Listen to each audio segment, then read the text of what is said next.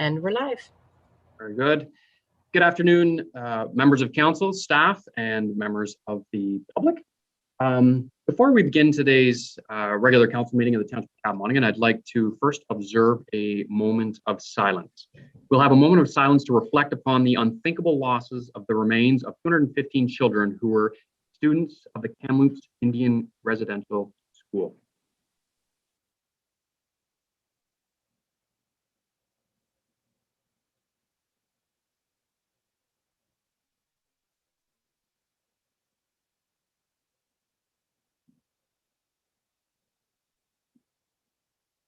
Thank you. Our flags in the Township of Monaghan have been at half-mast since last week and will remain so for 215 hours in recognition of that. With that, I now call our regular meeting to order on this Monday, June 7th, 2021. I'd ask for approval of the agenda. Moved by Councillor Moore and Councillor Belch. Madam Clerk, recorded vote. Deputy Mayor Graham. Yes. Councillor Huntley. Yes. Councillor Moore. Yes. Councillor Belch. Yes. And Mayor McFadden. Yes, motion is approved. I'd ask that any members of council declare any pecuniary interest in the general nature thereof at this time or when the situation arises. Seeing none, there is no closed session, so we will move into our public meeting. Item 7.1, I need a resolution to open the public meeting. Deputy Mayor Graham, Councillor Huntley, Madam Clerk, recorded vote. Councillor Belch. Yes. Deputy Mayor Graham. Yes. Mayor McFadden. Yes. Councillor Moore. Yes. And Councillor Huntley. Yes. Motion is approved. Item 7.2 is our report planning 2021-26, 987 Sire Line. We have Miss Ellis and Miss Coulter. Miss Ellis, are you taking the lead on this? Yes, I am, Mayor McFadden. Very good. Go ahead. Thank you, Mayor McFadden, members of council, members of the public and staff. Today's public meeting is about a proposed zoning bylaw amendment for lands located at 987 Sire Line in part of Lot 13, Concession 7 of the Cavan Ward. This zoning bylaw amendment application is a result of a consent application or a severance application to create a new employment lot from the land holding. So the zoning bylaw amendment that we're talking about today pertains to the retained lot only. So the severed lot is zoned rural employment and will remain zoned rural employment. The retained lands are the subject of the application before us today. Patty, if I could ask you to scroll down to the map that's attached to the bylaw itself.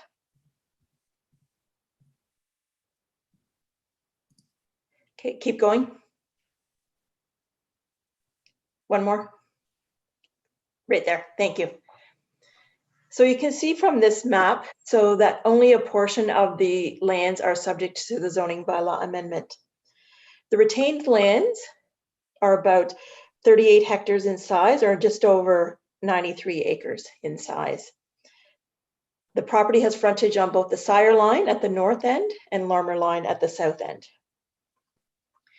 The zoning bylaw amendment proposes to change the zoning on a portion of the lands from the agricultural zone to the agricultural exception 18 zone. That exception zone in the agricultural regulations will recognize the lot area of 38 hectares. Normally in the agricultural zone, the minimum lot area requirement is 40 hectares.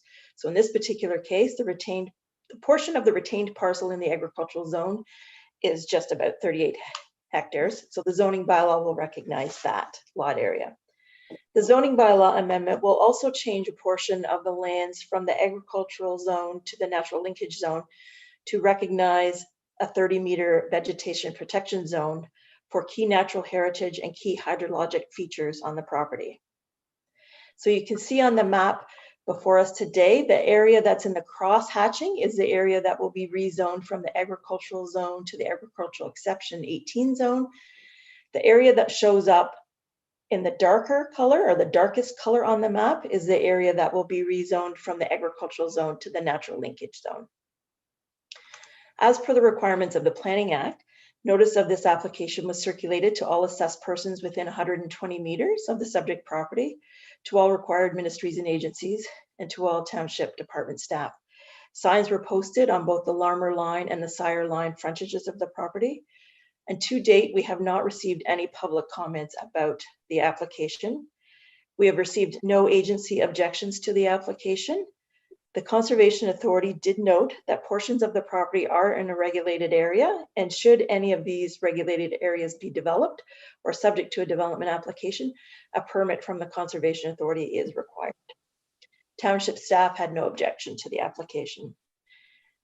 Planning staff's review of the application indicates that this zoning bylaw amendment application does conform to the township and county official plans, provided that the 30-meter vegetation protection zone is applied and implemented.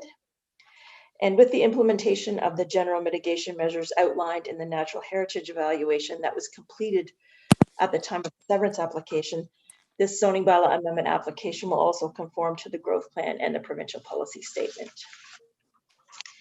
So based on our review of the application and comments received to date, the recommendations before council today include, firstly, that council review and consider all verbal and written comments received at the public meeting today.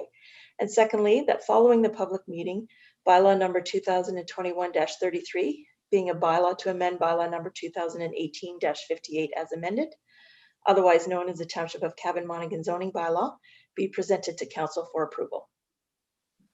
Very good. Thank you, Ms. Ellis. Any questions or comments from members of council?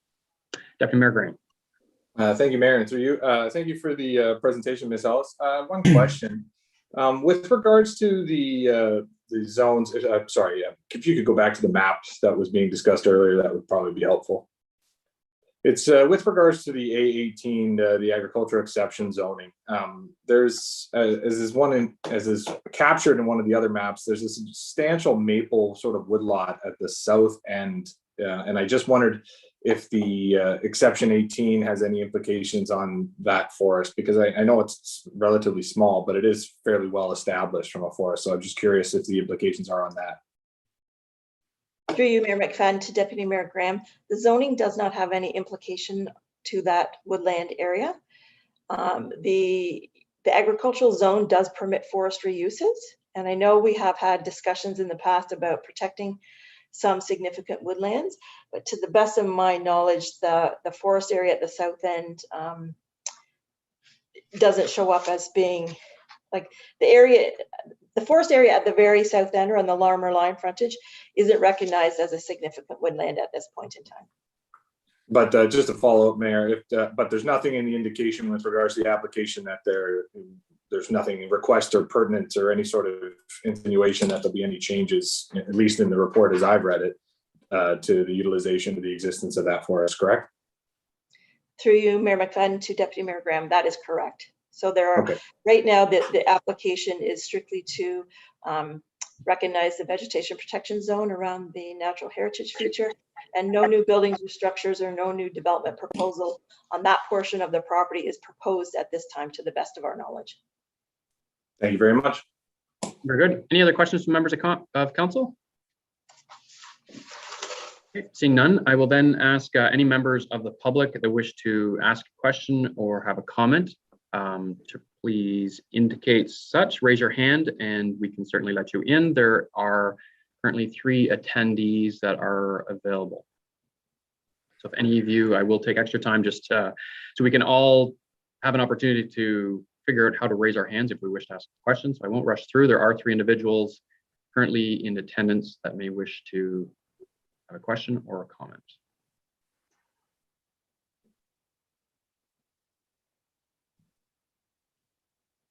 Okay. Seeing none, then we are over to consideration of the report. Council? Councillor Huntley? I move we accept the report. Motion to receive the report and accept the recommendation, seconded by Deputy Mayor Graham. Madam Clerk, recorded vote. Councillor Huntley, Yes. Mayor McFadden, Yes. Councillor Moore, Yes. Deputy Mayor Graham, Yes. and Councillor Belch. Yes. Motion is approved. Can I get a resolution then to close the public meeting? Deputy Mayor Graham, Councillor Belch. Madam Clerk, recorded vote. Mayor McFadden, Yes. Councillor Huntley, Yes. Councillor Belch, Yes. Deputy Mayor Graham, Yes. and Councillor Moore. Yes. Motion is approved. We now will move into our delegations. Item 8.1, Mary Preston, Coalition for a Multi-Purpose Recreational Park at the Old Arena site. So Madam Clerk, if you could let Mary in for her delegation. Through you, Mayor McFadden, Ms. Preston's joined the I don't see her yet. There we go. Okay. Welcome, Mary. I see that you're unmuted. You're able to speak. You can turn on your camera if you wish. Be reminded our delegations are 10 minutes, followed up by questions from members of council. And welcome, Mary. Go ahead.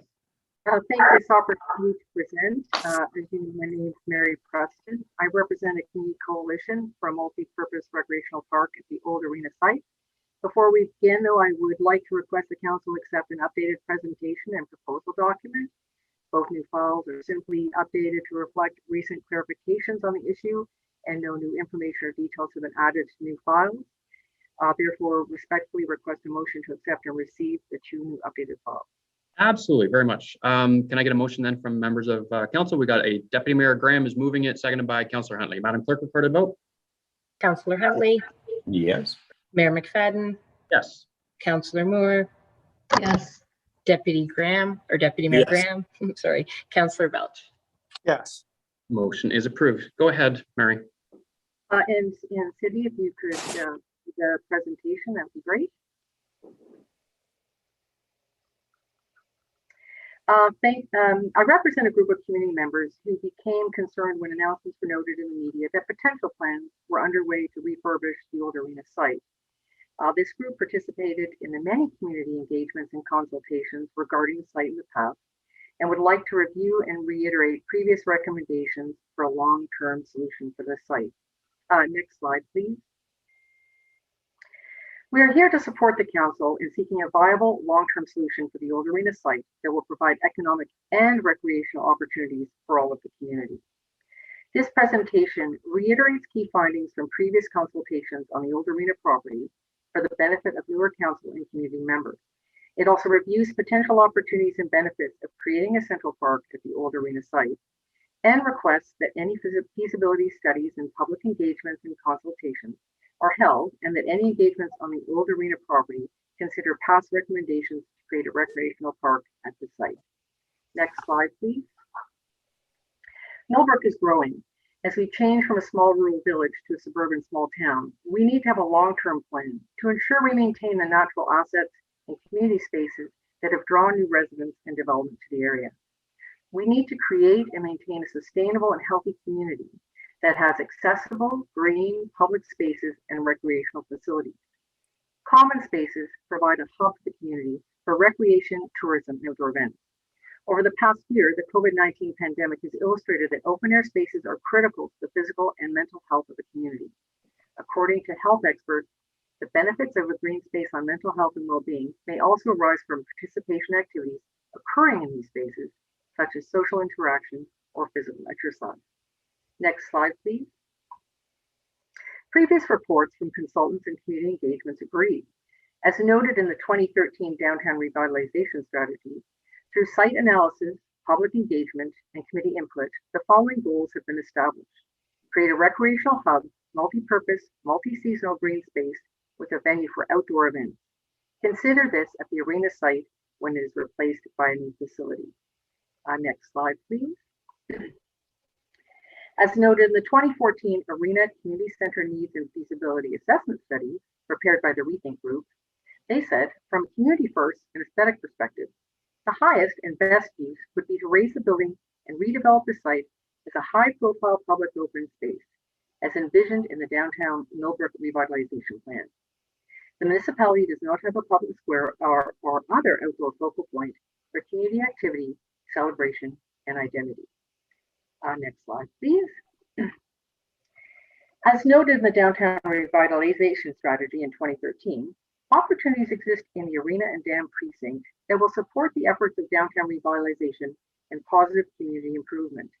Sometime in the future, the arena will need to be replaced and relocated. And when this happens, there will be an opportunity to repurpose this site. From the public consultation process, there was a clear desire to develop a large common green space on the arena site. Next slide, please. This is a concept plan from the Revitalization Strategy document, which illustrates an option that provides a large recreational park and community space with the suggested name Needler's Green. Although it may be hard to see in this drawing, the space would connect the main street to the old mill, the Mill Pond area, the path up to the old school property, and to Meds Mountain and the Millbrook Valley trailhead. And next slide, please. Removing the old arena would create a visual and physical connection from the downtown between the Masonic Lodge and the Legion, providing a view to our best assets, Meds Mountain, the trailheads, the mill, the pond and dam, and provide a connection to the old school facility. Next slide, please. A centralized community park can support cultural, commercial, tourist, and recreational events. Think of our Zucchini Festival. I know it's hard to remember these things in the middle of COVID when we're not doing anything together. Car shows, concerts, plays. Think about the Fourth Line putting on small plays, Ladies' Night, and the Trout Derby. Reflect on our village heritage. Millbrook did have an urban park on King Street with a bandshell and seating where concerts and events were once held. Provide recreational facilities. If we think long-term, perhaps even an outdoor skating rink using artificial ice, especially as the weather changes with climate change. Promote tourism. Provide a gathering place and venue accessible from and in close proximity to the main street. Create a cohesive, multi-purpose, sustainable destination that is less expensive to maintain than brick and mortar facilities. Next slide, please. Opportunities to develop recreational green spaces, such as our amazing trail system, are few and far between. Once developed green spaces can rarely be reclaimed. This community is passionate and dedicated. We have come together as a community many times to invest and build on our community and create amazing recreational assets, from our trail system to the new beautiful community center. While we recognize that all options for the old arena site require funding and resources, we recommend developing a long-term vision to leverage this unique opportunity to develop a sustainable, inclusive, and accessible multi-purpose community asset for current and future township residents.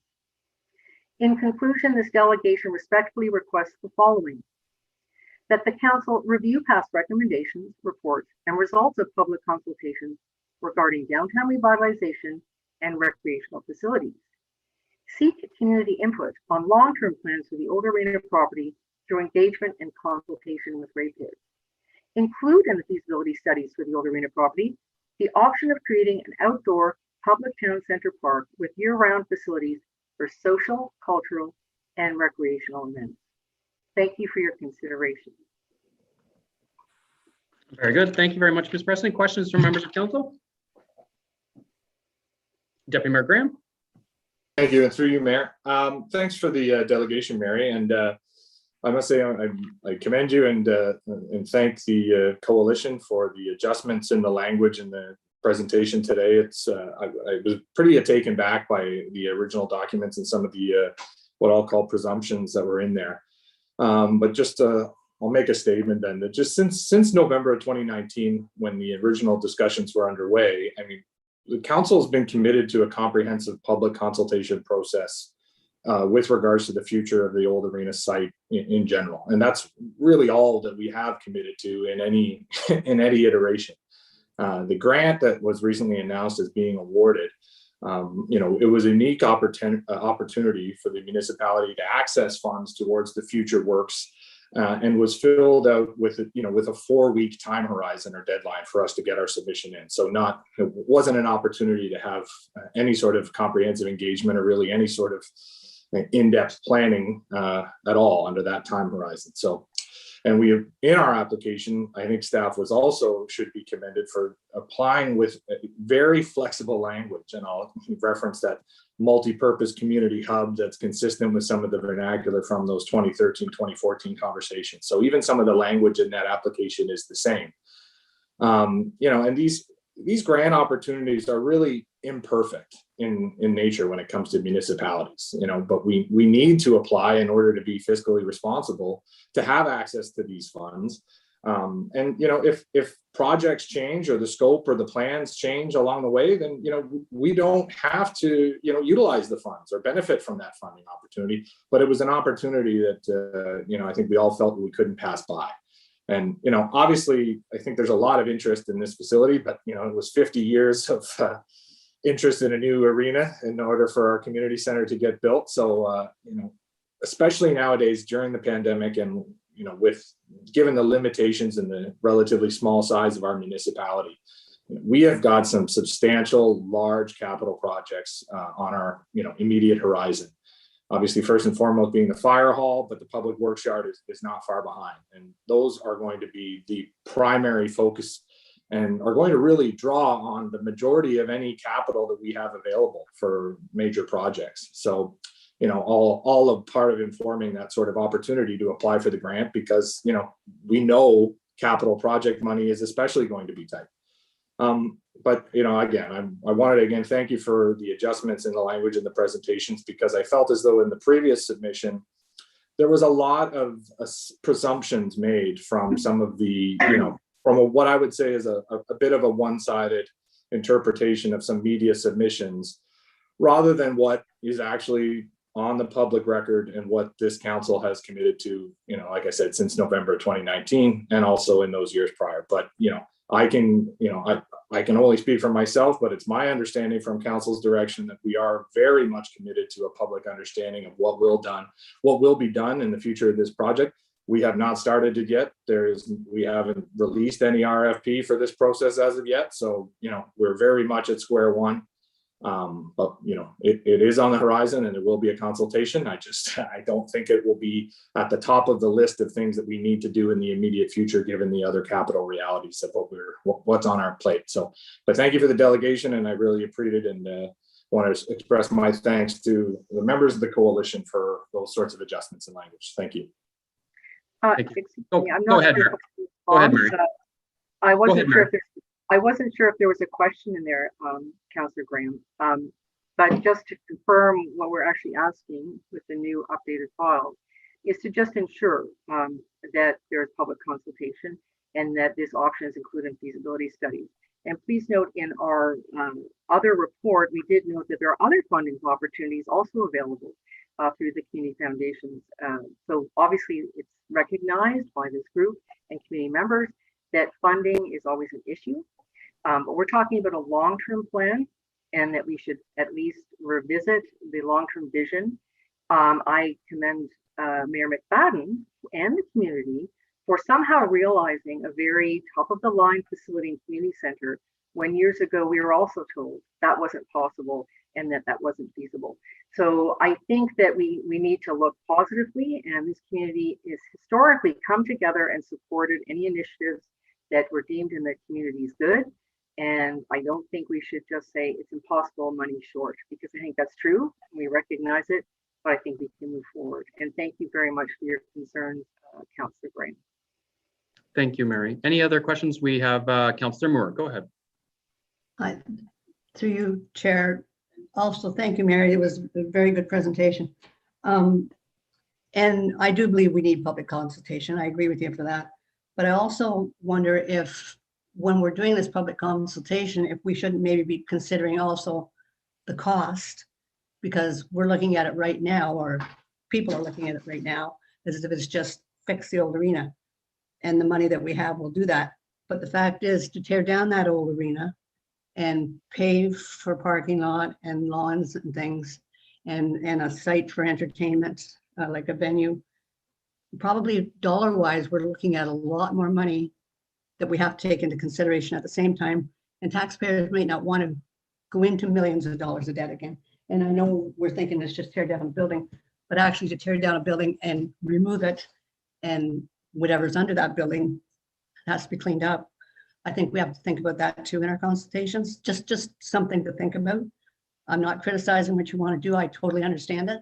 I just think it's something we have to keep in our mind at the same time, dollar-wise, how much more the community wants to put into spending over and above just repairing what's there. But just a suggestion. Like I say, I appreciate that you've come forward. It's wonderful. Right. But May I respectfully respond to? Absolutely. ahead. Without being presumptive about the cost, because Mhm. I think also we're trying to be cautious about being presumptive and it's making assumptions that we aren't based on fact. I would prefer not to assume the millions of dollars it would take to do this. I think we need to find out how much it would cost and actually evaluate the options. Obviously, we have to be fiscally prudent. I'm a ratepayer, and believe me, it's important to me too. But I think we can't lose sight of long-term visions. Look at our new arena. That was made possible. And creative solutions can happen. And I think we have to look long-term and not always for short-term. And in fact, the old arena site was evaluated and deemed not worth even the smallest expenditure in the past. And that's why we're here, is just to make sure that we evaluate as a community, reset our priorities, and we'll also, though, consider long-term and not just short-term options. Anyway, I respectfully appreciate your comments. Councillor Moore, thank you. Thank you, Ms. Thank Preston. you. Any other questions from members of council? Councillor Huntley. Through you, Chair, again. Sorry, I don't think I really have a question in this one, but I, I did want to say thank you, Mary, for the presentation, and thanks for bringing your ideas and your concepts forward, and for getting the community, kind of engaged in this, and hopefully they'll bring further ideas forward. And that's the whole concept of having a public forum and figuring this thing out and what we do with it. As the more ideas we get, the more we can think about, and the more options could potentially be available to us. So thank you again for your presentation and your delegation. Thank you. Thank you, Councillor. Any other questions, comments from members of council? I had a couple just to sort of rewind back. I'm not, I can understand from perception wise, when funding is announced, it appears or can publicly appear that the project's already done and we're moving ahead and this is what we're doing. And I understand and I can appreciate that. And as Deputy Mayor Graham has indicated, the process for grants don't always necessarily fit the model of how municipalities run. And there's a fine line between grant chasing versus receiving a grant that can meet a need that's within your municipality. And that's always a fine balance that we need to deal with internally. We've been very fortunate to receive 3 grants in that round. And knowing that, we know the money is there. But I want to make it very clear, we've always stated that there would be a complete public engagement on this entire process. And having been very involved in the downtown Millbrook revitalization, for those that participated in the roundtable discussion with the highlighters and the colored pens that drew on the maps of where they wanted everything, I remember specifically talking to this topic at that time because there was a lot of people that had great ideas of what they thought should go at the old arena, because at that point it was still the current arena. It is now the old arena. And I remember having specific direct conversations with several of the individuals who are within your coalition, I'm sure, because I've had the phone calls. And I clearly stated at that time, and I've continued throughout this process, stating when the time comes, there will be absolutely a complete public consultation on the future of what's going to be done on those grounds. And that was not the appropriate time to have that because we didn't even have a new arena at that point. So there's no surprises to anybody that participated in that project that we would be doing a public process. And even just to go back to the downtown Millbrook revitalization strategy, that what was in the actual report of 2013, quote, the strategy clearly indicates that the recommendations provide guidance to the township of Cavan Monaghan and its partners in the revitalization of Millbrook. Goals from the strategy may be subject to change over time depending on current township projects, regulations, strategic direction, financing, and viability. The full implementation of the strategy will require the pursuit of grants, funding partnerships, and collaborations with community organizations, business organizations, government agencies, and the private sector. So it's been very clear from the start, and I get how the public perception is we're moving ahead and we're just going to do it. I can reassure you we're not. We will be taking into consideration all of the past reports and the consultations that we have done in the past, but since 2013, I'm sure we would all acknowledge our community has changed significantly in the course of the last 8 years, be it with new implementation of new infrastructure that we now have in the new community center, as well as 345 new homes that have already been constructed with new residents. Our downtown Main Street has been revitalized and is absolutely gorgeous. It is a crown jewel of the village to be able to see everything and how it's changed. So I appreciate it. if what you're looking from council is a reassurance that everything is going to be considered and it's going to be a complete open and transparent and public process, you can be reassured that as part of the RFP process, it will be. For those that think it's a fait accompli, that it's just going to be done, we can go back to Fraserville as a perfect example. It was approved for $30 million to do a water wastewater in Fraserville a decade ago, and that is now in Millbrook. So there's a whole public consultation. Just because the grant money's there doesn't mean it will go through as is. And if I can reassure your group that there will be a public consultation, and if they have any questions, they can call. And I know any of the individuals that have already called, I've reassured them that information.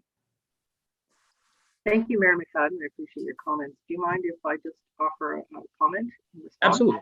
Yes. Just regarding the growth of community and changes, I agree. Our community has changed, and part of that is that it's been developed. And in my mind, and it's just a personal opinion, obviously, that means we also have to look at our green space and grow that as well to match the size of the community that's growing. So I understand the cost prohibitions that exist with these things. There are grants also available to support other options than the current one on the table. And I appreciate the public consultations, and I'm reassured, and I'm sure our group will be reassured too, and also be engaged in the public consultation. So I appreciate the availability to come and present to council. Thank you very much. Very good. Any other questions from members of council? If not, I'll get a motion to receive that delegation. Moved by Deputy Mayor Graham and Councillor Huntley. Madam Clerk, recorded vote. Councillor Moore, Yes. Councillor Belch, Yes. Councillor Huntley, Yes. Mayor McFadden, Yes, Deputy Mayor Graham.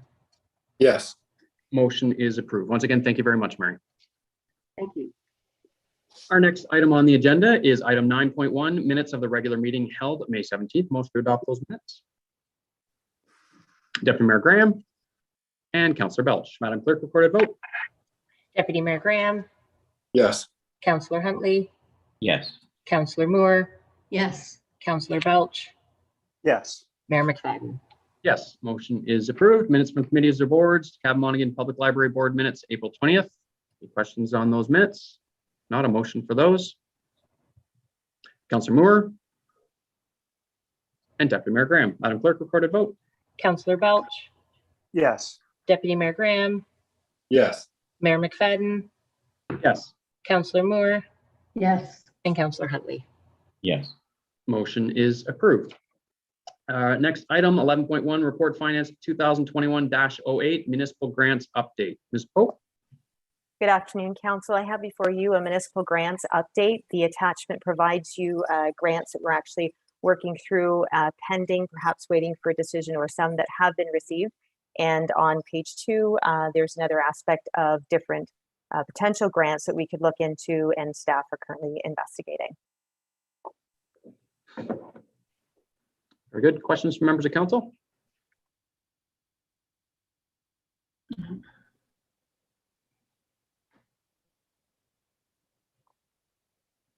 Deputy Mayor Graham. Through you, Mayor. Thanks for the report, Kimberly. You know, I did the math on crunch some of the numbers, and it looks like it's about over $3.4 million of those grants that we actually have received. So kudos to staff involved in those applications, because, you know, right, it seems as though we're being fairly successful. If you take up our look at the check marks in comparison to the X's, you know, there's a lot more wins than there are losses. So I commend you on that work. It's obviously, as our previous discussion just highlighted, it's mission critical, especially for a municipality of our size and fiscal limitations. So thanks for the good work, and I really appreciate seeing what's out there and what's coming. And we all know that timelines are very transitory these days. So we'll wait and see how we do with the next few. Thank you. Very good. Any further questions for Ms. Pope? If not, a motion to receive that report. Deputy Mayor Graham and Councillor Moore. Madam Clerk, recorded vote. Councillor Huntley, Yes. Mayor McFadden, Yes, Councillor Moore, Yes. Deputy Mayor Graham, Yes. and Councillor Belch. Yes. motion is approved. Next item, 11.2, report planning 2021-27, Cathcart Crescent Black removal of holding symbol from HR-86. Ms. Ellis. Mayor McFadden, members of council, planning report 2021-27 is before you today with the recommendation that bylaw number 2021-34 be approved to remove the holding symbol attached to the Hamlet Residential Holding 6 zone on lands described as lots 3, 5, 7, 9, 11, and 12 of compiled plan 95 and part of lot 23, concession 11 of the Cavan ward of the Township of Cavan Monaghan. Very good. Questions from members of council?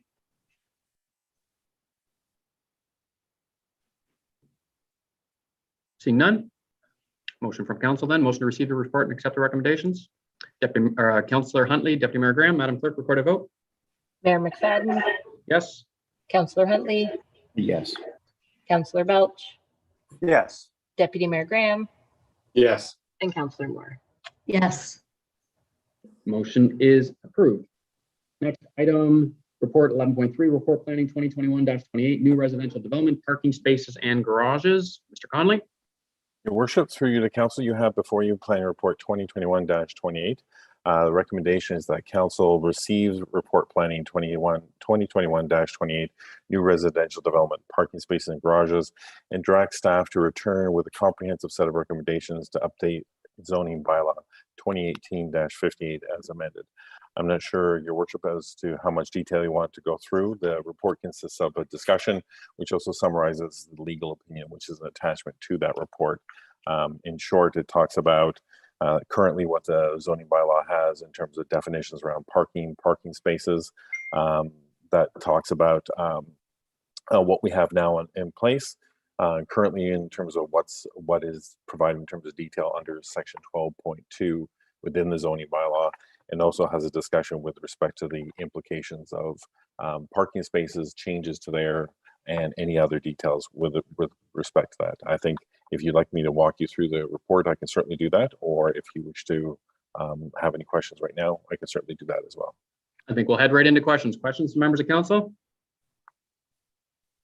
I think with this report, it's important for all of council to understand what we do and what we don't have ability and control over in managing. If I could start, I don't think, although it might be the legal perspective, I don't agree necessarily that enforcing parking and on-street parking is a resolve. That doesn't cause people to have more or less cars. It just causes more of an internal headache of having cars illegally parked all over that we're constantly chasing people around because they don't have an adequate spot to park it. So with all due respect, that's parking enforcement doesn't fix the problem if people don't have a proper place to park them. But I think the bigger issue, of which my understanding is we can control, is the size of the outdoor parking spots and their relative location. And I think that in essence would help to resolve a lot of the issues that we're dealing with. I just did a quick spin around Tower Hill South, and quite frankly, the definition of a parking spot, I'm not sure what it was at that time, but we have trucks that touch the garage door and their bumper overhangs the sidewalk. And that's of no fault of the owner of the regular sized truck. It's the house and the configuration is all in the wrong spot. So I think the most important way to attack this is a definition of what consists of a parking spot. And I would look forward to coming back with a bylaw that would make a recommendation relative to that spot, and that we require 2 of those in front of all homes, and that this bylaw be in effect prior to any more subdivisions being approved, because I'm very disappointed that 5 years after we initiated this conversation about requirements for 2 parking spots, we're still dealing with it. And it's something that clearly can be identified and resolved in a zoning bylaw. So if that parking dimension may very well be 3 meters wide by 6 meters deep, and that must be between a sidewalk and a garage door, if that's what it needs to be, I would like to see it such that we can accommodate 2 vehicles per house in our subdivisions, because the reality is majority of people are not walking to work from our subdivisions, and people have 2 cars in this day and age, whether we like that or not. It's the reality of the society that we live in when you're living in a rural area. So I'll look to the rest of the council for their suggestions, but I would like to see that come back as soon as possible so we can have it resolved, so that we don't have another subdivision going through without the appropriate zoning bylaws respecting council's position on the matter. Deputy Mayor Graham. Thank you. And through you, Mayor. Completely and the intention, and like you said, I think it's a complete. It's definitely something that we need to get right because it clearly hasn't been accommodated thus far. So, just a question for Mr. Conley then. Are there limitations to the sort of direction that the mayor is suggesting in our ability to enforce that sort of, let's call it like the birth of a driveway, that it does facilitate the 2 parking spots? Is there any obstacles that you can foresee, or is that just going to be something that's captured in the report back to council? Because I'm fully in support of that direction. I just didn't know if there was any outliers. And then I have another question that I'll leave till after you field that one. Very good. Go ahead, Mr. Conley. Sure. Through your worship to Councillor Graham, one of the things that I wanted to point out is that if that specific direction is being taken with respect to the outdoor spots, I think for the most part it is there. The parking provisions are there in the zoning and the bylaw, but we also have to look at the official plan. There are 206 references to parking and parking in one context or another within the zoning bylaw, but another 80 or so in the official plan. So again, to have the language there specific to what council is looking for, definitely we can follow up with that. I think one of the things I wanted to do in this report and with legal counsel was to make sure that we were focusing on exactly what council's will was. And if it's not captured, as it certainly doesn't seem to be, we can certainly put those provisions in there. It's just a matter of making sure that it makes sense internally and that there's nothing contradictory within those references within the zoning bylaw. Very good. And the follow-up question is just with regards to sort of best practices or industry standards. I think probably all of us have been familiar or been to places, whether they're sort of condo developments or whatnot, or any subdivisions of a certain size that might have some, whether it's visitor parking or something of that nature. Is there sort of any indications? I think we're all aware as well, especially being in a winter climate or in a place that experiences winter, the obstacles that on-street parking can provide for, snow removal, etc. Is there any sort of best practice or industry standard for, subdivisions of any size and scope where alternative parking measures are required or recommended? I haven't been at any of those, delegations at Roma or anything of the like, obviously, especially not in the last couple of years, but, especially when they're in places of lower density, not massive urban developments. Is there any sort of best practice or any sort of documentation or peer reviews out there that are worth noting for this sort of consideration? Through your worship to Deputy Mayor Graham, in terms of best practices, we can take a look at that. A lot of my experience has been gauged more looking at what you see in larger urban centers where the emphasis has been on more looking at active transit, looking at transportation, the idea of having fewer parking spaces and fewer cars. So that there's certainly a lot of language, a lot of reports around that, best practices, and looking at how you can do that, even in terms of urban design of having laneways in the back and trying to get away from the idea that when you look down the streetscape, all you see is cars or either on the driveway or on the street, that sort of thing.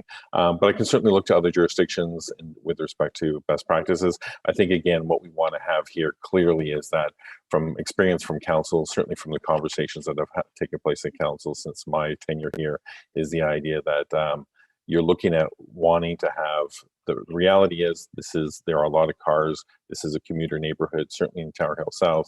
You want to focus on new residential development as opposed to existing, which would have its own host of issues. You also want to look at minor urban centers in terms of our built up areas as opposed to the rural community. So with that more focused view, I think we can find the language, and we will look to other jurisdictions to see if there's any other best practices. But I'm not sure if that answers your question completely, but we certainly look to guidance for those. Yeah, no, you did. Thank you, John. Very good. Further questions from members of council?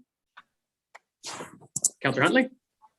Through you, Chair, I guess more to kind of jump on Deputy Mayor Graham's rant there. Is I know when we did Tower Hill South, I did inquire into whether they could have communal or overflow parking spaces, and it was kind of bounced around a little bit. And I think to your point, Mayor, the driveways aren't big enough to accommodate the vehicles in the first place, so that has to be addressed. I absolutely agree there. The second part is post-COVID, I'm sure people will have visitors once again, right? So even though their driveway fits their vehicle, there will be people visiting, and there always are people visiting. There's just no space for them to park. So I seriously think that we should be looking at some sort of overflow parking. in the new development, when they're putting up the condo towers, potentially some retail space in there, maybe we can utilize some of that, but there's got to be an answer to this, because the cars stacked on top of each other, in these subdivisions, just it's aesthetically horrific. It's just not going to work. And then two, like, it imposes, as Deputy Mayor Graham had stated, impediments when you're trying to get places, whether it's snow plows or fire trucks. Thank you. Very good. Any further comments, questions from members of council? Mr. Conley, how would you suggest we come back? I know I would like for consideration of the 3 meter by 6 meter, but it's certainly open for discussion. I'd like to know how that fits in with everything else and corporately, and how that compares to other municipalities. But reasonably, it needs to fit not like mini cars, but it actually needs to fit the vehicles that people are driving. And I'm not expecting for the delivery trucks to be able to fit in driveways, but by all means, the typical pickup truck regular cab should easily fit into a driveway, not overhang onto the sidewalk, as it's creating other issues for sidewalk clearing, etc. So I'm not sure what the magic number is. I'm sure I'm just putting out there 3 meters by 6 meters. I've had that conversation, but that may or may not be the correct one. But I would like to see a bylaw come back, and I definitely want this implemented before we proceed any further with Tower Hill North, because I don't want to see what happens up there. Something because we didn't have it in the appropriate zoning bylaw. Councillor Huntley? There's one other kind of component to this that I've noticed walking around Tower Hill as well, is the houses that don't actually have a sidewalk obviously benefit from a slightly longer driveway. So when we take this consideration, and we have to make sure we're actually taking it from the sidewalk to the house, if the sidewalk is there, not just pretending that sidewalk isn't there. Yeah, sorry. So just for clarification, I'm thinking more from the lot line, because it may at some point in the future, there may be a sidewalk run down that side of the street that never used to have one, and you don't want to create a new problem. And that's sometimes the argument, you're losing your parking spot. So yeah, I think we're using the sidewalk as your guide, but ultimately that sidewalk is on that property line. So it literally needs from the property line to the front of the house. And furthermore too, and there's examples in Tower Hill South, that distance is pretty tight. A pickup truck doesn't fit in there. But the second problem to it, and I don't know how this is addressed through zoning, is you have the front porches that come off the house, which may or may not be included in what that lot line to house structure is. And in the particular examples that I was just showing Mr. Hancock, that structure comes off the house out probably at least 8 feet, such that the pickup truck, when it's parked in the driveway, A, it's overhanging, B, it's almost touching the garage door, but C, it can't open its door because the door opens to the porch that comes out the front, which is all cement. So that needs to be factored in. If you're going to put big structures out the front, you can't expect someone's car door to realistically be able to open in that location. So that's what I'm really looking for, is just the usability of parking spots for the vehicles that people are driving, and we need 2 of them on these homes. And I think to Councillor Huntley's and Deputy Mayor Graham's point earlier, a review or a look at other ancillary parking locations for the extra cars that inevitably will be in the neighborhood, so that our streets don't become a mess of vehicles. Does that capture everything that's been discussed thus far, members of council? Yeah. Councillor Huntley, Deputy Mayor Graham, Councillor Belch? I believe so, sir. Okay, all right. So- Madam Clerk, did you hear that in a nice fine motion? Through you, Mayor McFadden, if staff is comfortable, I think because the direction was to leave it as a comprehensive set, I do have notes. I think Mr. Conley does, as I would imagine CAO Hurley does. The context from what I have captured, if you'd like us to amend the motion, we can, is to ensure that there's a minimum, or the 2 parking spots to fit at minimum a regular size truck and regular vehicle. And your size is 3 meters by 6 meters, but you want staff to compare to other municipalities or other jurisdictions for comparables on best practices or something along those lines. And then we can talk internally about the big structure versus the door opening. I'm not sure exactly how to capture that in a motion, but I think collaboratively between staff, if council feels comfortable, as well as this is recorded, we can go back and bring you what you were looking for, as long as Mr. Conley is okay with that, through you, Mayor McFadden. Very good. Thank you, Ms. Through- Page. I think your motion's longer than mine, but we'll go with that one. Mr. Conley? I think your worship is we can capture that. I think we'll work with building works, certainly in terms of building and planning and public works in terms of knowing. We're talking about minimum lot frontages, sidewalk, no sidewalk, room for growth, and also the idea of no other structures, anything coming from the house that would in any way obscure or interfere with 2 outdoor parking spaces. And as Councillor Huntley had talked about, we'll also look at the idea of what we can provide on a development by development neighborhood basis, the idea of ancillary or overflow parking. We'll take a look at that and talk internally, and I think we'll be able to capture those things and bring that forward. Excellent. Mr. Conley, yours was also a long motion, but I think you're shorter than Ms. Page and mine. So we're going to go with that one. I'm trying to be efficient and effective. Thank All you, right, Your Worship. So with that, we have a recommendation before us. As we've heard it, we believe it covers the points that we've got. So a motion then to receive the report and accept the recommendation. Deputy Mayor Graham and Councillor Moore. Madam Clerk, recorded vote. Councillor Moore, Yes. Councillor Belch, Yes. Councillor Huntley, Yes. Mayor McFadden, Yes. and Deputy Mayor Graham. Yes. Motion is approved. Thank you very much, Mr. Conley. And next up, Mr. Conley, report planning 2021-29 update status report 1066 Sire Line, June 7th, 2021. Mr. Conley, go ahead. Your Worship, through you to Council, what I have before you is Planning Report 2021-29, and this is update status report with respect to 1066 Sire Line.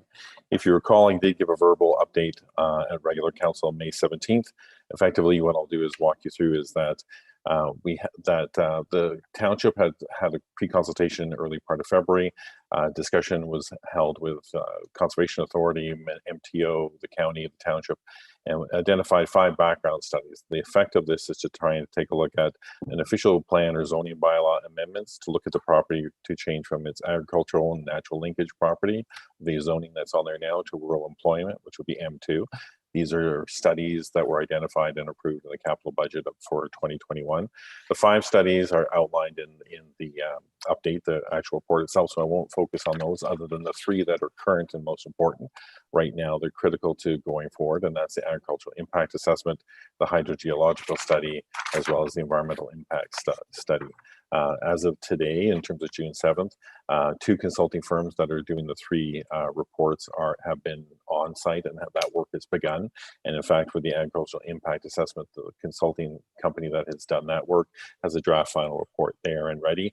I reviewed it, and we've had an internal circulation within township staff, and they've taken a look at, ready to finalize that fairly soon. The other 2 reports, work is being done, and I'll report on an ongoing basis at all regular council meetings going forward. The attachment, I've tried to, my attempt to put a Gantt chart together to give a bit idea of critical path, an idea of some of the motions, the number of moving pieces that are going on with respect to that work. And that's something that council asked for, and hopefully council is happy with what's there. If not, I'm happy to make refinements going forward. Again, if you look at that attachment, it essentially shows the basic steps that are there. It isn't overly detailed, but it certainly gives you an idea of what I would call a mall map as where you are with respect to the process and where we're moving towards before in this calendar year. So if with that, if you have any questions, by all means, I'm here. Very good. Thank you, Mr. Conley. Questions from members of council? Councillor Huntley. No question again through you, Chair, though, but thank you, Mr. Connolly. That is exactly what we've been asking for this. My only complaint is I'm not a big fan of yellow arrows, but I'll live with it. The chart itself is great. I appreciate the information that it provides. Thank you. Excellent. Very good. And the red stars, just to be noted, remind me of back when you used to get the red stars when you completed a task, and there were little stickies that stuck on. So we've already got those on. So that's good. We're off to a good start. I through your worship, I did not have the happy or unhappy stickman stamp, so I had to use those ones. Any other questions from members of council? A couple of the items in there, the traffic impact study and the stormwater management, more so on the traffic impact study. I know it's grayed out and we're not doing it here, but it is slated technically for October, but I don't foresee any plan necessarily coming before October that would indicate what necessarily would go in there, which clearly has a massive impact on what that traffic impact study is. So I know it's simply a placeholder and it is gray and it's not a requirement. I'm just curious as to why it's there or why it's even on this map, because I don't think it's something we can necessarily move ahead, because clearly there's a difference between a storage place versus a brand new whatever. Something other than- just for something argument's sake, other- put a Timmy's. Through your worship to council, what I wanted to do is be comprehensive. The 5 studies were identified through pre-consultation with the agencies that I spoke to earlier. They are dependent on the type of vision or what would necessarily be proposed on those. Since in the absence of that, the work still needs to be done, but I just want to make sure that we don't lose sight of that going forward, because again, there were 5 identified. There are 3 which were seen as critical. The results of those will likely inform one way or the other, either a yes or no as to whether or not there either further work could be done. So it's there as a bookmark and a way that council and staff do not forget that these things need to be done. Very good. As some of the preliminary work, and I know it's not necessarily identified on this map, is there work being done with the local utilities, because that's always a high priority for employment lands, as to what is currently there and if there's plans to move ahead with expansion that may or may not be necessary. And I'm more referring to A, the availability of fiber internet, B, the what availability of electricity, hydro is there, and its possibility for expansion, whether it's 3-phase, et cetera, and 4th, natural gas and its sort of availability. I know it's more of a checklist of currently what's there, but if we determine early on in this process that they may be lacking, it provides at least for the opportunity to have the dialogue with the corresponding infrastructure provider to see if there are plans in the near future. It's just a note. It doesn't affect your plan. It's just something more to consider. So your worship, to council, we'll make sure that that's included in going forward, and we'll take a look at that. Excellent. Any other questions for Mr. Conley? If not, a motion then to receive that report, and looking forward to the next one. Deputy Mayor Graham and Councillor Huntley. Madam Clerk, recorded vote. Deputy Mayor Graham, Yes. Councillor Huntley, Yes. Councillor Moore, Yes. Councillor Belch, Yes. and Mayor McFadden. Yes, motion is approved. Thank you, Mr. Conley.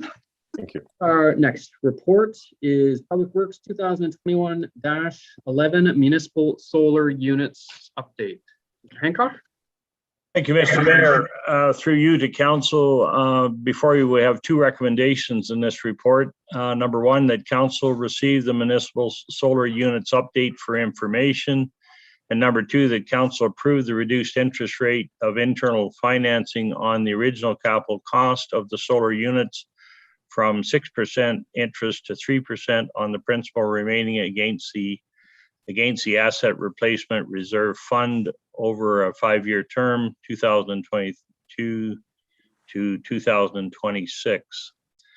And council may remember there was a request for staff to bring forward a report on sort of the present status of the solar units, how it had been set out originally, and where we are as of today's date. So through the report, we've outlined the contracts that we entered into in 2013, and that there are 8 contracts. They are over a 20-year period, and they're at a contract price of 44.5 cents per kilowatt hour.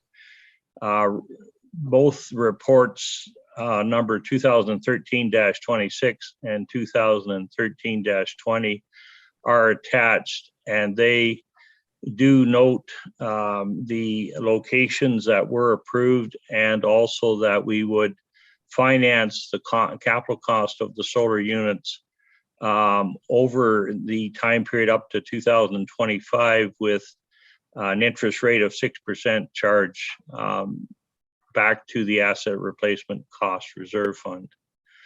So at the present time, the township has been, I think, watching the solar units. We are trying to monitor them. There's been a significant change in the solar industry, in that there are a very limited number of companies that provide maintenance ongoing for units, but we have been lucky enough to work with a local company out of Peterborough called Generation Solar that are providing our maintenance as required. We do track the units through a SolarView system, which is a part of the Ketchelon company. And it does provide us with reports that will tell us generally what the units are making on a daily basis, on an annual basis, and actually gives us an idea of what they've made since they were first originally installed. In the financial part of this report, we do outline the original capital cost of the units. We are noting that as of end of 2021, there is an amount of $157,185.48 loaned. This is planned to be paid out in full in 2025. The intent of reducing the interest rate is twofold. One, it's more current with today's industry. 6% is rather a high interest rate for us to be paying to ourselves. And number two, it reduces our annual payment that allows more funds available for maintenance, et cetera, as we go forward. We are suggesting that at the end of the period, which happens to be 2026, the funds be directed as would be recommended to council, to programs, other green initiatives, other items that come forward between now and 2026, because it is a 5-year time period. And there will certainly be different changes. There'll be changes in the industry, and the council of the day, and not mean that most of you won't still be around, but the council of the day will basically should direct the funds as they see fit going forward. And that, I think the final comment is, from the solar units, we're into a 20-year contract. There was, we have in the loan document, which is on the last attachment number 3, we do show on an amount for disposal of the units as we had set aside in the program. But I believe that if it's not up for renewal with the Ontario Power Authority or with Hydro One, then the opportunity may be to implement them into net metering. And net metering is simply directing them to offset your hydro costs in your individual buildings. Now, that's not the case with all of them, but we are trying to provide for different options going forward. And in 2033, I think, again, staff should be reporting back to council on what's the future intent of these units, what may happen to them, and how they may work going forward into 2030 through to 2000 as our community grows. So that's the overview of the report. I'm here to answer any questions that you may have on this subject matter. Questions from members of council? Seeing none, motion then to receive the report and accept the recommendation. Oh, was that a question? Go ahead, Councillor Huntley. I did have a question. So through you, Chair, I think when we asked for this report, I think part of it was, what was our return on investment? Like, were these things worth investing in or not? And I'm trying to read through this, and it seems like, they're making between $8,000, as high as $8,000 a year, but they're costing us, interest and capital repayment, up to, what is it, over 16,000 a year? Is that how I read this one? Yeah, I think it's probably closer to 12, but it is in some cases more than that, depending on, again, the interest rate on your loan. So your capital repayment, we had based, I think, the revenues on 8. I don't think the revenues have been that high on the units over our experience to date. But also we've been putting that 6% interest on the loan back into the asset replacement reserve. So in a fashion, it is financing, helping to finance, I think, and build our reserve fund. So I think while the loan, the principal, is being paid down, I think we're still finding that we did not have the revenues, and certainly with lack of maintenance, we don't have the revenues on those units that we projected. That's one of the reasons why we're requesting that the interest rate be lowered a little bit and we allow a little more towards the maintenance. I think your revenues will come back up, and I think we should find that these units will put away, I think in the last, it's projected to be somewhere in the range of, I believe about $500,000. Councillor Huntley? Through you, Chair, I think I'd like to see the math spelled out a little bit better if we're going to do this, because the concept of reducing interest payments to ourselves to make the revenue look better just seems so foreign and bizarre. Like these things, between the revenue they generate, the maintenance they cost, the interest that we charge, versus what they're doing. Like I don't have a clear picture at this point, I'm afraid, of what's going on here. And the recommendation to reduce the interest rate just so we don't pay high interest and we make the revenue look better. I get that it makes sense, but it's still not giving me a picture of this. And when you start to say that there's going to be $500,000 of revenue at the end of this program, how do we get $500,000 of revenue when they're only generating $12,000 or $8,000 a year worth of revenue? Like that's 8,000 per unit though. Oh, per unit. Okay. Yeah, per unit. You're looking at anywhere. I'm saying the range is there, but you have 8 units there, so it can be as high as 8 and as low as 4. So you're generating an amount that ranges from $45,000 to $60,000, that type of range. So it is per unit. Yeah. So I still think I would, I'll accept the report, but I'd really like to see a better financial breakdown of what's going on here, because it's really, really hard to follow. Or maybe it's just me. I'm sorry. Okay, Councillor Belch? Through you, Mayor, sort of further to what Councillor Belch, if you could shut off your video because we can't hear you. Okay. Yeah, try that. Try shutting off your video and see if we can.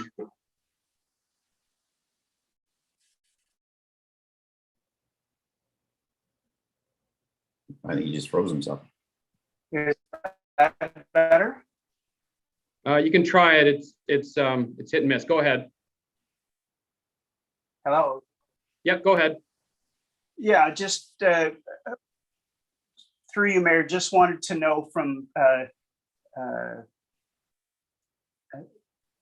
basically I want to know the end result was this a good move by our council to have started this whole program?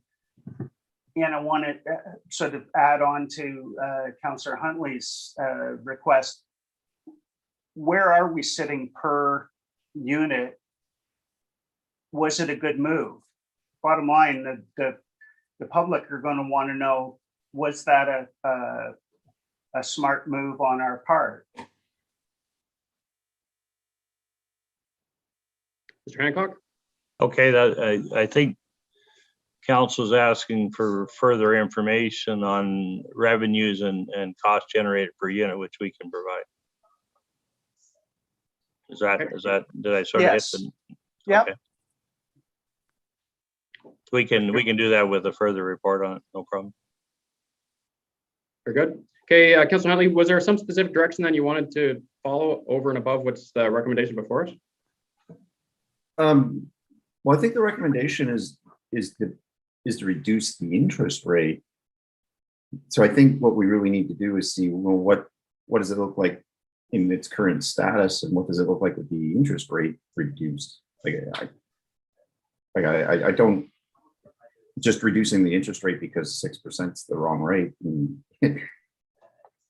let's see what it generates. It's kind of a strange ask without seeing what the full picture looks like, I guess is where I'm going with this one. So I don't know if that makes sense, Mr. Hancock.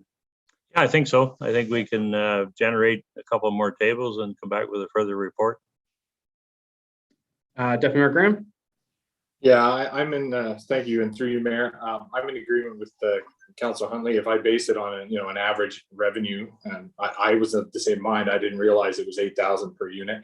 But if I average out, let's just say the revenue is approximately $5,000 on average, for those 8 units over 20 years, that's a total revenue of only 800,000.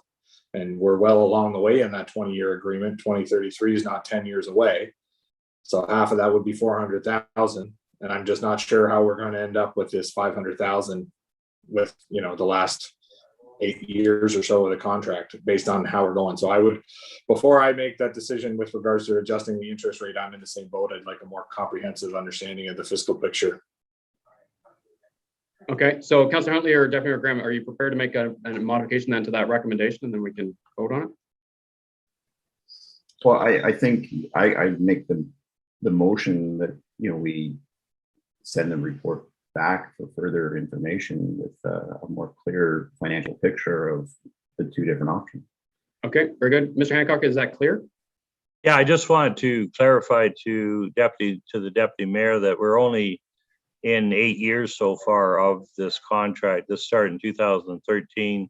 We're into 2021. We do have 12 years left to go in this contract. So just for clarification, but I certainly will provide some more information, a bit more background, and give you a picture on the revenues versus costs. Okay. Madam Clerk, are you okay with the motion that Councillor Huntley's brought forward? The only clarification through you, Mayor McFadden, is do you want a comparison as well with the 3% versus 6%? So right now I just have that staff will report back to council further information of financial breakdown per unit, I believe. And that was to include the revenue, maintenance, interest charged, I'm assuming to date and for the end of the contract. And do you want to look at the 3% and 6% breakdown? That was. Councillor Huntley, was your proposed motion? Well, if the proposal is to change it to 3%, let's see what the impact of changing it to 3% has. So I do believe it's warranted. Okay, very good. And Deputy Mayor Graham, second it? Yeah, I will second it with a comment. I just the only thing that I thought with regards to what you just said, Cindy, and maybe I'm being very particular, was that I'm not sure, and I'm not sure if Councillor Huntley, I don't want to speak for you out of turn, but I don't think we're too concerned about a per unit analysis. It's more of the whole process analysis, the macro financial picture of the entirety of the project to date and moving forward. Not like the per unit, I think, is exactly what we have, and I think what we were looking for was a more comprehensive solar discussion about the financial picture of the project to date. So, Councillor Huntley, through you, Chair. Yeah, I don't have it's not required to see the per unit. As long as the per units total up to the whole environment, right? That's fine. I mean, if you want to go to that level, it's more information and it's good to have. But as far as I'm concerned, I'd rather see the holistic view of the program. Okay, very good. Madam Clerk, so we have a motion on the floor, moved by Councillor Huntley, seconded by Deputy Mayor Graham. Everybody's okay with it? Okay, Madam Clerk, recorded vote. Mr. Hancock is there. Yes. Councillor Belch. Yes. Deputy Mayor Graham. yes. Mayor McFadden. Yes. Councillor Moore. Yes. And Councillor Huntley. Yes. Very good. Motion is approved. Next item is the 11.6 report corporate services 2021-12 Millbrook Valley Trails Advisory Committee and Millbrook Downtown BIA Board of Management appointments. Ms. Page. Thank you. Through you, Mayor McFadden, to the rest of council. Before you, the recommendation is that council appoint Christine Ball to the Millbrook Valley Trails Advisory Committee for the balance of this term of council, and that council appoint Heather Clark to the Millbrook Downtown BIA Board of Management for the balance of this term of council. As you will recall, at the May 3rd meeting, council appointed Brad Cathray to be the representative for Millbrook Valley Trails, and unfortunately, due to personal reasons, Brad was unable to accept the appointment. At the Millbrook Valley Trails meeting, staff was requested to contact the alternate applicant, which was Ms. Ball, and she is interested in moving forward with the appointment if council proceeds with that today. There was also a vacancy on the Millbrook Downtown BIA Board of Management. So staff had reached out to Heather Clark, which council had priorly appointed to the the Municipal Revitalization and Heritage Advisory Committee. And Ms. Clark is interested in being appointed to the Millbrook Downtown BIA Board of Management. In this role, it would work well as the liaison to the Mr. Hack Committee. So if council supports today, staff do believe that this is the best step moving forward for the short term that we have left on this term of council for the committee appointments. As a follow-up to that, staff attended the June 3rd BIA meeting. And when staff was there, staff was asked to do a modification to the current the Board of Management and Establishing Regulations bylaw, which is from 87, I believe. Yes, it's from 1987. The board does realize the importance of going through the entire bylaw and amending it all, but due to the short time, the board has asked if we could do an amendment today to have it change that the complement as it currently sits is 6, that the variation goes from a ratio from 5 members to 10 members moving forward. So if council supports that, staff has prepared a draft bylaw. So if you have any questions, please ask. Very good. Councillor Huntley, I believe you have a suggestion for an amendment. Well, I think through you, Chair, I think that was the amendment. Nothing further to that, though? That was it? That is all through you, Mayor McFadden. Yes, I do have the bylaw ready if council would like to see it. If not, it will just remove section 4 to be replaced to say minimum of 5 to maximum of 10 members. Perfect. Very good. And Councillor Huntley, being that you are our representative on that committee, are you supportive of that suggested modification? I'm absolutely supportive of them. Very good. Excellent. Then with that, Madam Clerk, is the motion acceptable as it's currently written because you've already amended the bylaw, or do you want an amendment to that recommendation? I've made an amendment to the recommendation and that it would include that bylaw number 2021-36 be amended to amend bylaw number 8719 as amended, being a bylaw to designate a certain area in an improvement area and the establishment of the Board of Management thereof be approved. Very good. So I am looking for a motion from Councillor Huntley to approve the amended recommendation as proposed. Moved by Councillor Huntley, seconded by Deputy Mayor Graham. Madam Clerk, recorded vote. Sorry, Mayor, with a Oh, comment. go ahead. Sure.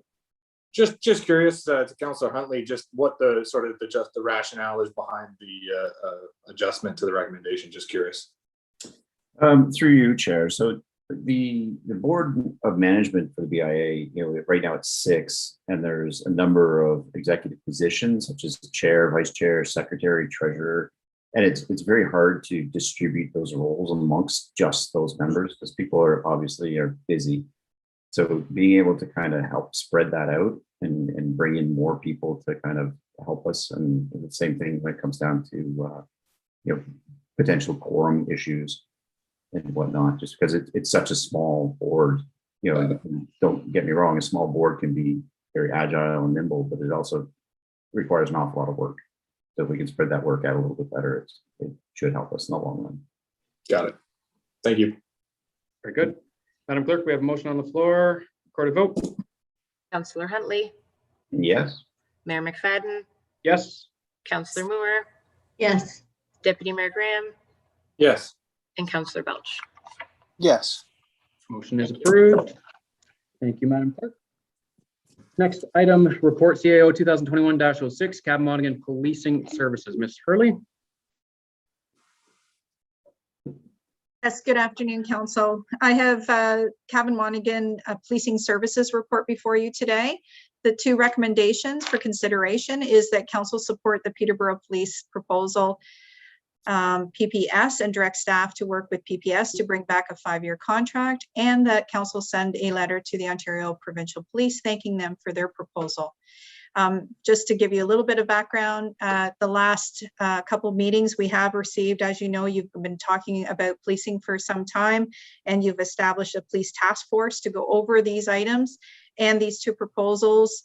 The police task force has met and as directed for council and reviewed both the OPP proposal as well as Peterborough Police proposal.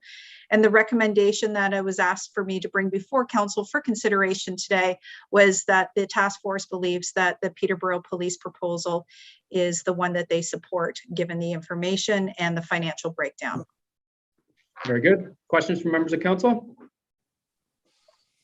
Quite frankly, it was a fantastic process of going through all of that information. We did have that subcommittee of members of the community and representatives from both OPP as well as city police, as well as past board members of police services associations. So it was, I want to thank very much their involvement. And as we've discussed, I think it would be recommended that we carry forward that committee on an ongoing basis. I don't know, Ms. Hurley, do we want to speak to that in another report, or just make that recommendation to carry forward? How do you wish to deal with that?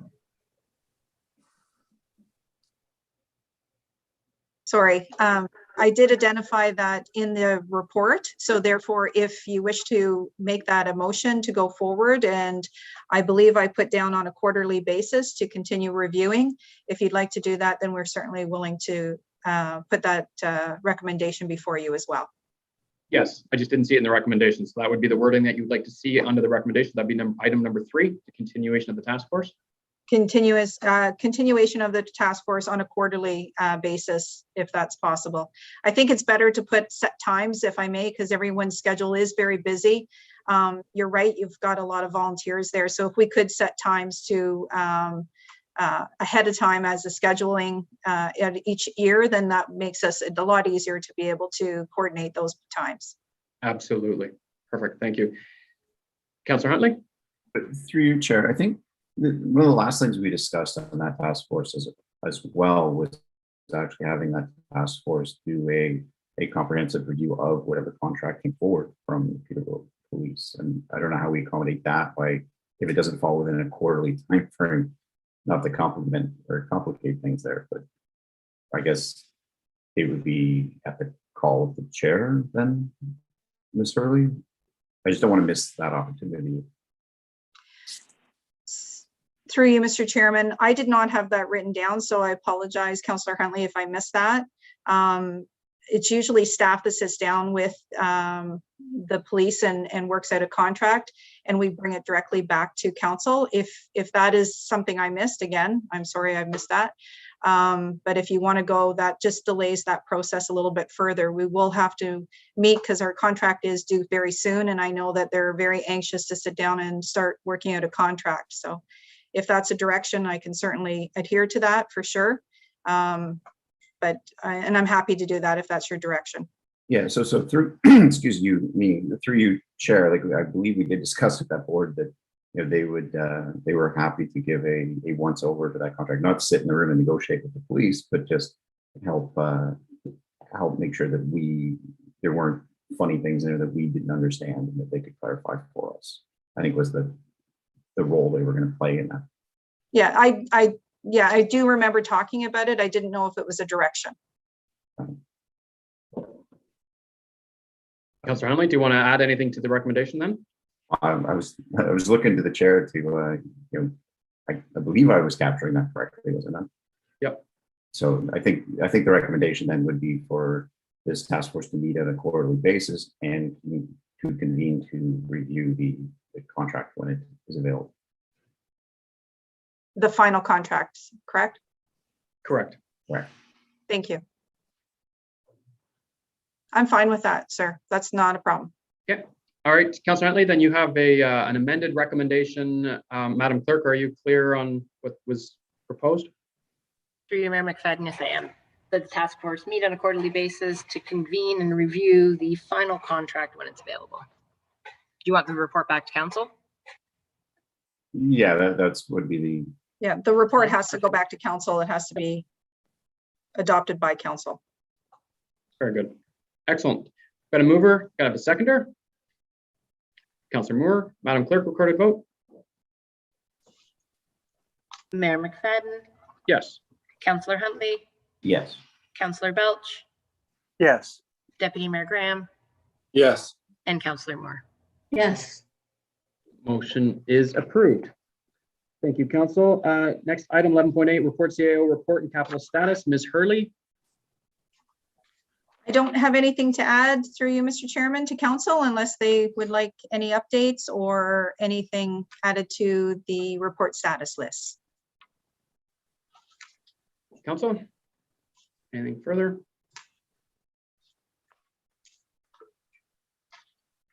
That very last one on that first page, Millbrook Arena feasibility study pending funding. Are we going to have an update on that one? Through you, Mr. Chairman, what type of update would you like more? Well, it's not pending funding because we've received the funding and we've also it's So then, budgeted for. so what we do is at the next meeting, we'll definitely make sure that we amend that and state that what the funding has been received and what that funding is. Okay, all right. Yeah, we can certainly do that. So, anything else from members of council? We just had the last report and I believe it's coming back that had to do with parking spaces, etc.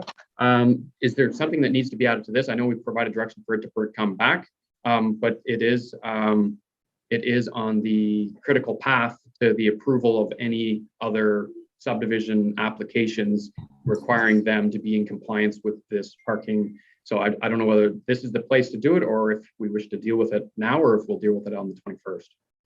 Well, through you, Mr. Chairman, that is a struggle. I will let you know that we're proposing at a staff level, and Mr. Conley, I believe, is still with us today.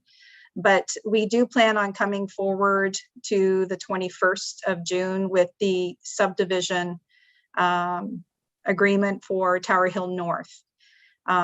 So that is a bit of a challenge, and that's why I sent out that notice. My concern is it is a challenge because you have to advertise for 20 days, and we have to do an OPA, a zoning, and the subdivision agreement. We're doing all three scheduled for June 21st.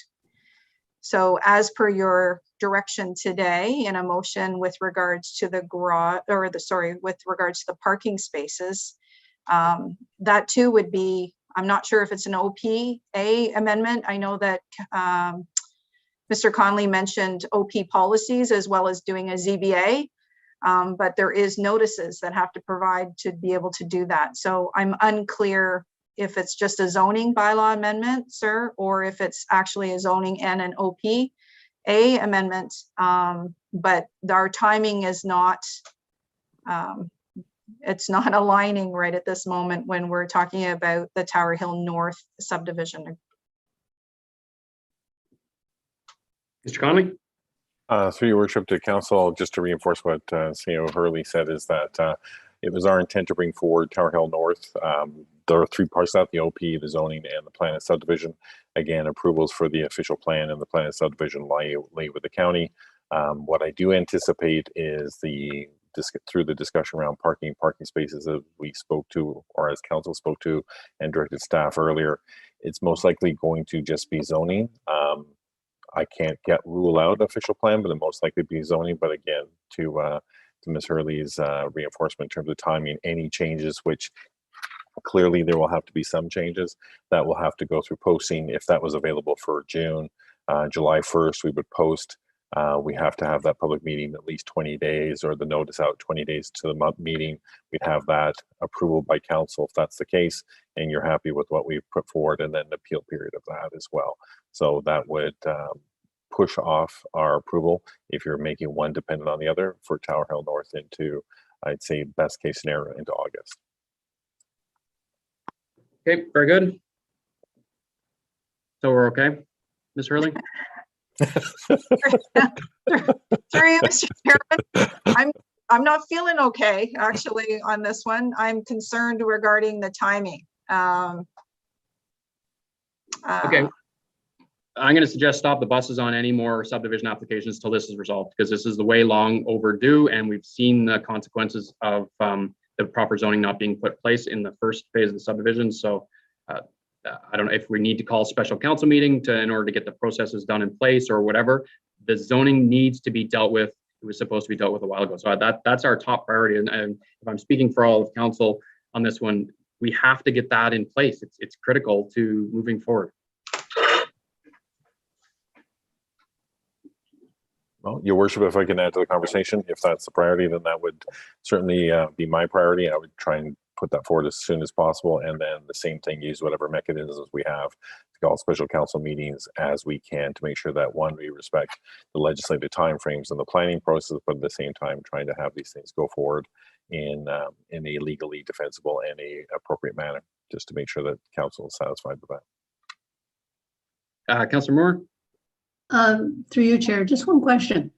We keep talking about Tower Hill North, but is this is going to be taken any other new subdivisions we might end up having in the township as well? So it's a one-shot deal, like it covers all new subdivisions, not just Tower Hill North, so that we don't run into this again? No, Or- through your worship to Councillor Moore, the intent here is for all new subdivisions, specifically looking at those ones within the built-up areas. I think that's the Yeah. focus I have. Yeah.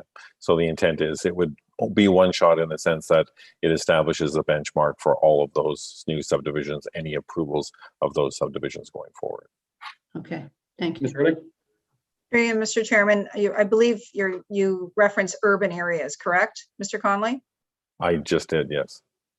And in your report, you referenced urban areas as well, did you not? I just I want to did. clarify, it's not subdivisions outside the urban area.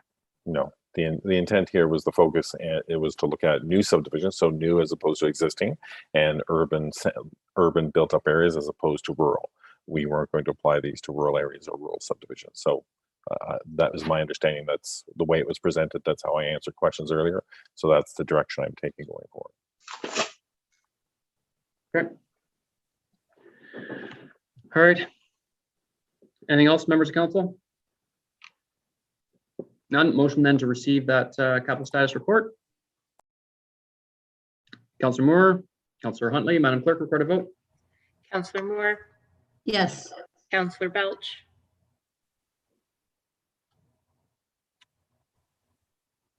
Oh, Councillor Belch, you're muted. through your worship, I've just sent him a request to unmute. Yes. That work? Perfect. Councillor Huntley, Yes. Mayor McFadden, Yes. Deputy Mayor Graham. Yes. Motion is approved. Next item, council committee verbal reports. Councillor Huntley. The BIA will be getting a new member. Thank you, everybody. Very good. Nothing more than that, really, at this point. Councillor Moore. yes, I just have 3 takeaways from the library board. They're pleased to welcome Rob Seffeld as our new board member. Carla and a couple of board members will be meeting with Chris Allison at the Bruce Johnson branch to go over the ICIP grant and renovations. And as we're just past the midpoint of the board term, I'm